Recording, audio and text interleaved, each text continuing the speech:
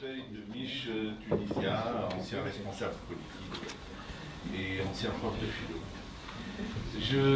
Je voudrais rebondir sur le djihad. Je m'excuse d'abord, je vais schématiser un certain nombre de choses. J'espère ne pas les caricaturer pour aller vite et pour dire un maximum de choses. Le djihad, la racine en arabe, c'est jaune, c'est effort, c'est faire l'effort. Où est la guerre dans l'effort? Il n'y a pas de guerre a priori quand on dit effort.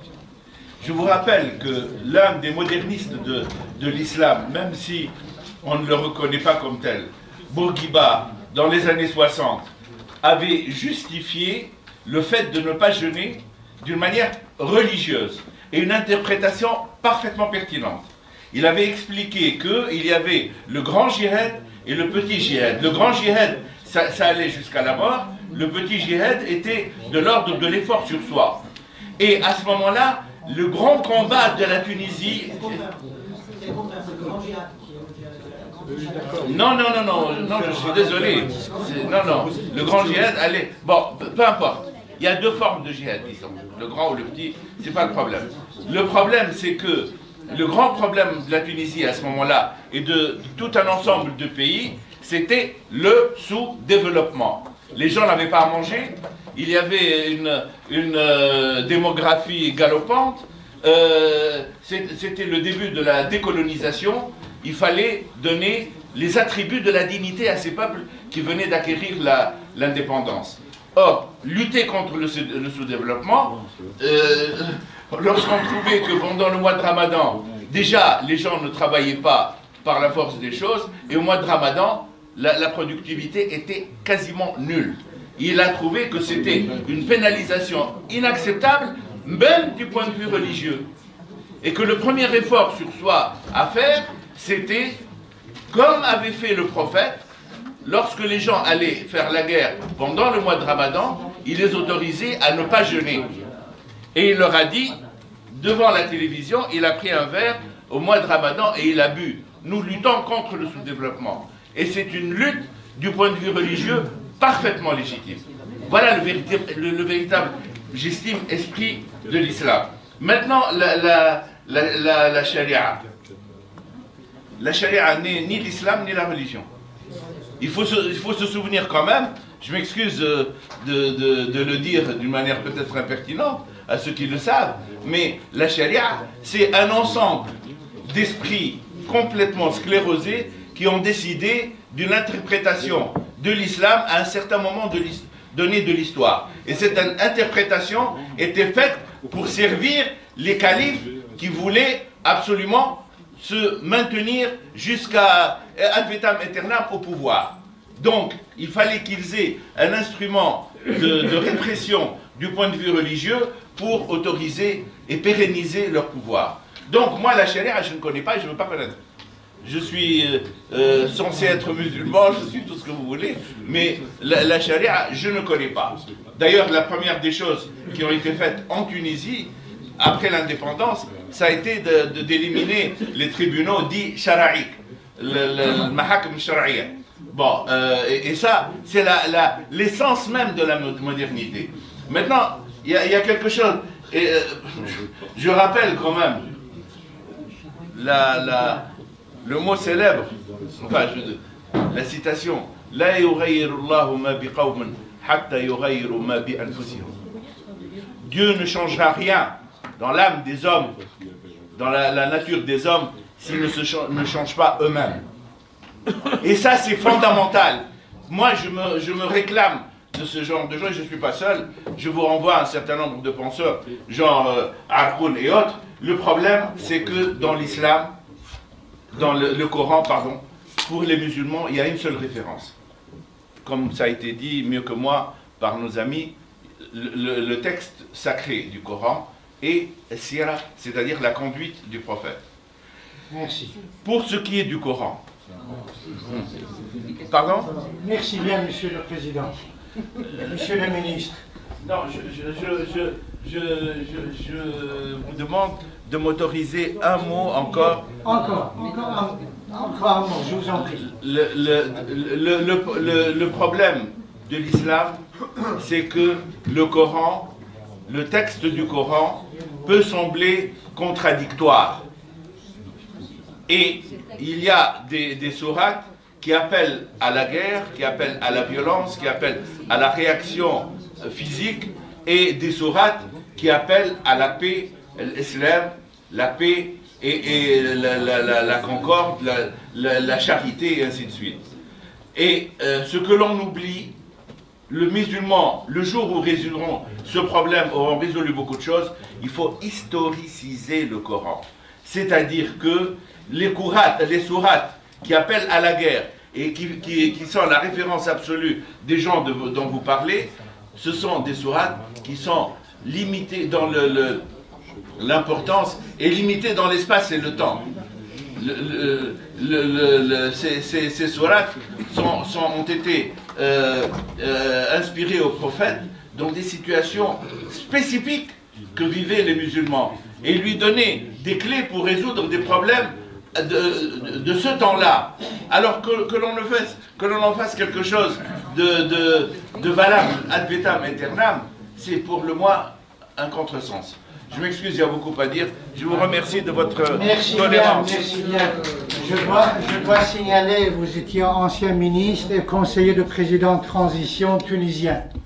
Merci bien, monsieur le ministre. Je voudrais un peu intervenir quand on me parle du Coran.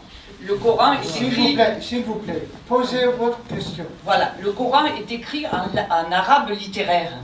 Je voudrais savoir combien de personnes sont capables de lire l'arabe littéraire. Et comment, tant qu'il n'y aura pas une traduction vis-à-vis du plus grand nombre de la langue parlée arabe dans la rue, dans tout ce qui vit, je ne sais pas si on va pouvoir intégrer une certaine modernité. Deux, je voudrais parler on ne parle jamais, par exemple, d'une immense révolution des Karmates qui a eu lieu, c'est un mouvement chiite, qui a eu lieu au IXe siècle et qui portait sur quelque chose de radical, de complètement utopiste, l'égalité entre les hommes et les femmes, les prises de décision tous les jours, et c'était contre les Abbassides. Moi, je voudrais bien qu'on en parle de ce mouvement quand même, parce que c'était un mouvement qui avait un but, pas faire le djihad pour le djihad, mais faire le djihad comme on fait une révolution, le djihad, pardon, qu'on fait une révolution sociale, comme ça a été fait en Iran. Hein, il y a eu une révolution sociale. On nous parle toujours de violence et de ceci et de cela. J'aimerais savoir les buts. Voilà, j'aimerais qu'on parle un peu parce que les chiites ont été de tout temps, disons, des gens beaucoup plus pauvres, une couche sociale bien déterminée, des pauvres.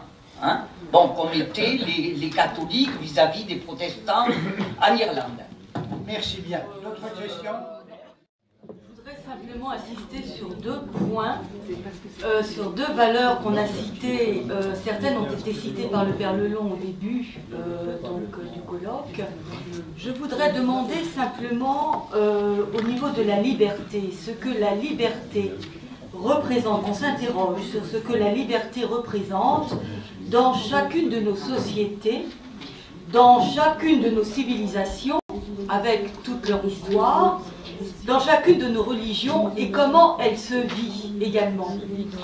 Ensuite, je voudrais dire aussi que nous n'avons peut-être pas suffisamment insisté sur les effets terribles des dévastations de nos sociétés et de nos civilisations, et notamment consécutives aux conflits armés. Merci. Et moi aussi, j'ai une petite question. Simplement, je voulais poser la question, puisque les intervenants, ils parlent sur l'islam. Aujourd'hui, nous avons parlé de l'islam salafiste, on a parlé sur l'islam wahhabite, on a parlé sur l'islam takfirite, mais on a le droit de demander aux intervenants où se trouve le réel islam. Pour notre cher ministre tunisien, dans ce que vous avez dit, il y a des choses très vraies, très justes, documentées, mais permettez-moi, sur le djihad, là, c'est pas très exact scientifiquement. Vous avez dit que jahada en arabe, c'est l'effort. Oui, Mais le mot djihad est le nom d'action de la forme verbale qui suit le shem, fa'ala, jahada, c'est produire un effort vis-à-vis d'une direction, toute la forme. Et c'est là où le terme de combat apparaît. Ce n'est plus un effort tout simple, sinon on a la forme simple du verbe. Mais la forme que j'ai citée et le nom de djihad, c'est donc, il s'agit bien d'une guerre. Maintenant, pour ce qui est du grand djihad, s'il vous plaît, si je ne vous ai pas interrompu, Salli al Nabi, je ne vous ai pas interrompu. Pour ce qui est du grand djihad, du petit djihad, effectivement, dans le hadith, le grand djihad, puisque c'est contre soi-même et non pas contre l'ennemi. Le petit djihad, c'est vraiment aller se battre. Et on voit les valeurs de l'islam. Sauf que, chez tous ces djihadistes, ils se réfèrent à deux sources. La première est celle de Hassan el-Banna, qui met en cause l'authenticité de ce hadith et dit, combien même ce hadith serait vrai, hein, ça c'est inacceptable. Il le dit, hein, je vous renvoie à son épître dans les épîtres de Hassan el-Banna, l'épître du djihad. On en a discuté au dernier colloque. Vous voyez, suite à cela, Sayyid Qutb, dans Ma'alim fi Tariq, reprend la thèse de Hassan el-Banna et traite comme Hassan el-Banna tous les musulmans qui disent que le djihad n'est pas une obligation, ce sont des mécréants et ce ne sont pas de bons musulmans. Je vous renvoie aux deux références. Donc, qu'on ne vienne pas me dire, voyez, dans une démarche scientifique, que le djihad n'est pas proclamé et comme une obligation chez ces groupes-là, c'est-à-dire les frères musulmans, les wahhabites. La seule différence entre wahhabites et frères musulmans, c'est que les uns prônent le califat, les autres ne prônent pas le califat. Pourquoi? Parce qu'ils n'ont rien à voir avec la famille du prophète. Ah, bien qu'ils soient sunnites, et que dans la sunna, n'importe qui peut être calife. Mais n'empêche que la sunna va suivre le chiisme. Tous les rois actuels qui sont issus du prophète sont sunnites au Maroc et en Jordanie. L'un est hassanite, l'autre est hussainite. Vous voyez à tel point. Je terminerai par tout ce que vous avez dit après est très juste, qu'il faudrait une profession de foi, une nouvelle profession de foi d'islam. Tout le temps de la civilisation musulmane, il y a eu des théologiens qui ont proposé des professions de foi. Pourquoi sunnites et chiites ne se réunissent pas et mettent en commun une profession de foi pour tout le monde? Que voilà, l'islam est ça, en excluant comme n'est-ce pas en philosophie, ce que n'est pas l'islam, ce qu'est l'islam. Et ce que vous dites à propos de la charia est très juste, mais pas simplement à propos de la charia. Toutes les idées qu'on nous enseigne de l'islam, ce sont des idées qui sont nées du pouvoir politique. Voilà. Merci bien. Merci. Merci. Je donne la parole à mon père de langue. Il va ajouter quelque chose. Non, moi je ne peux qu'approuver la fin de votre exposé. Je pense que l'essentiel dans ces débats politiques et religieux, c'est le dialogue. Le dialogue, ça veut dire qu'on a des convictions, mais qu'on respecte les convictions des autres, qu'on les écoute et qu'on peut se parler, et s'écouter et s'enrichir mutuellement. Alors, j'ai parlé tout à l'heure du dialogue entre chrétiens et musulmans, entre croyants et incroyants.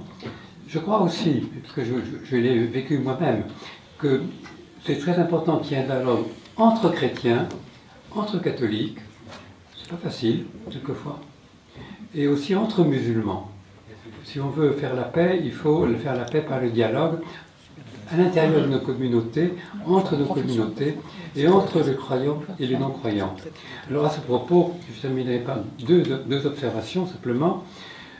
Je suis alors convaincu qu'il faut connaître et reconnaître, comme on l'a dit, l'importance, la valeur et les apports du chiisme, mais ce n'est pas la peine, quand on dit apport du chiisme, de dire du mal du sunnisme.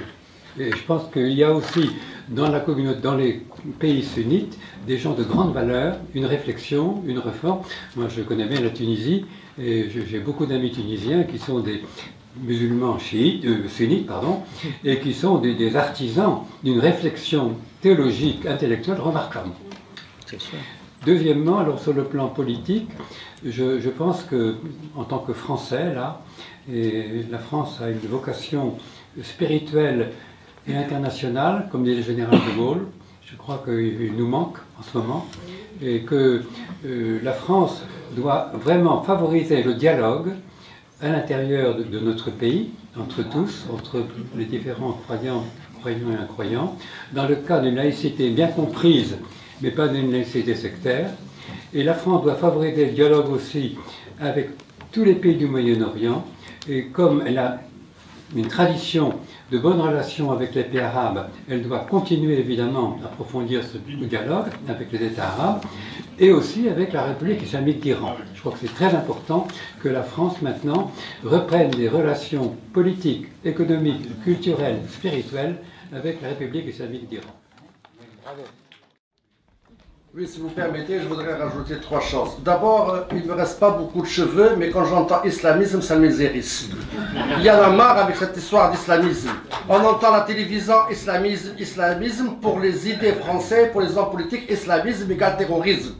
Il ne faut pas qu'on oublie que le terrorisme, c'est eux qui l'ont créé. Tout à l'heure, on a parlé de l'Irak et on a parlé de la Libye. L'Irak, je suis allé pour défendre 2 journalistes qui ont été enlevés. À l'époque, j'ai vu les différentes tendances et ce qui se passe actuellement, le Conseil de Ulama d'Irak qui l'a prédit. Les Américains, sous prétexte d'armement massif, ils ont tué un homme. Je peux ne pas être d'accord avec lui. Les chrétiens d'Orient, les Yazidis, tout le monde vivait en paix sous le règne d'un dictateur. Je suis d'accord. Mais au moins, ils vivaient en paix. Il n'y a pas eu ces crimes. Concernant la Libye, il y a le gouvernement français, mais il y a le général en chef, Bernard-Henri Lévy, chef d'état-major, qui était là-bas, qui a commencé, etc., et qui a donné des idées. Alors qu'on arrête là. Maintenant, concernant les intervenants, il y a 3 choses sur lesquelles je ne suis pas d'accord. Lorsqu'on dit que le voile n'est pas une prescription religieuse, je suis désolé. Le voile est une prescription religieuse, il est dans le Coran, une femme doit casser ses cheveux, sa poitrine et ses mains. Et en Iran même, l'avènement de Khomeini, quand il était arrivé en Iran, les femmes ont commencé à porter le voile. Donc le voile, je ne parle pas du voile intégral, je suis contre. Je suis contre parce que moi, depuis 15 ans, tout à l'heure, il y a une jeune fille qui a parlé, une dame qui a parlé du Coran qu'on n'arrive pas à lire. Il y a le Coran en français. Pourquoi je dis qu'il y a le Coran en français? Parce que je suis musulman, je suis pratiquant. J'ai fait mes pèlerinages, je crois en Dieu, je crois en Mohammed, mais je suis marié avec une catholique. Et très souvent, on me dit, ah, vous êtes responsable de l'islam, vous n'avez pas été capable de la convertir. En islam, il n'y a pas de contrainte. Elle est ce qu'elle est, je suis ce que je suis, et mes enfants, ils ont lu la Bible, ils lisent le Coran en français, et après, ils se débrouillent. Je n'ai pas à leur imposer quoi que ce soit. Voilà, donc ça, c'est le vivre ensemble. Et mon Seigneur, il est là, présent. Quand on a assassiné les moines de Tébérine en Algérie, un crime atroce contre des moines qui ont fait du bien, eh bien j'ai fait partie de ceux qui sont partis en Algérie avec Monseigneur Barbarin pour faire une prière sur leur tombe. Parce qu'il ne fallait pas laisser ces moines comme ça, jetés à la terre sans qu'il y ait une prière. Alors, délégation de musulmans et de chrétiens, et on a prié pour eux. Maintenant, concernant le radicalisme, monsieur le philosophe, parce qu'au niveau philosophie, il y a beaucoup d'idées, quand on a parlé de Mohamed Merah, ça n'a pas été un légionnaire de l'islam. Mohamed Merah, je l'ai enterré. J'ai passé 10 jours à Toulouse dans les mosquées parce que le maire ne voulait pas l'enterrer. Mohamed Merah, c'est un terroriste. Les frères Kouachi, ce sont des repris de justice, c'est des terroristes. Ils n'ont rien à voir avec l'islam. Alors qu'on arrête de mettre l'islam un petit peu de partout. Et les jeunes qui partent actuellement combattre en Syrie, ils sont manipulés par Internet, par des réseaux. Et il ne faut pas oublier de parler qu'uniquement des musulmans. Hein. Il faut parler des 25% qui se convertissent, qui connaissent rien à l'islam et qui se convertissent par des imams autoproclamés. Et c'est ces imams-là qu'il faut chasser, afin qu'il n'y a plus de mal. Alors qu'on arrête de raconter n'importe quoi sur l'islam, parce que moi ça m'énerve. Merci.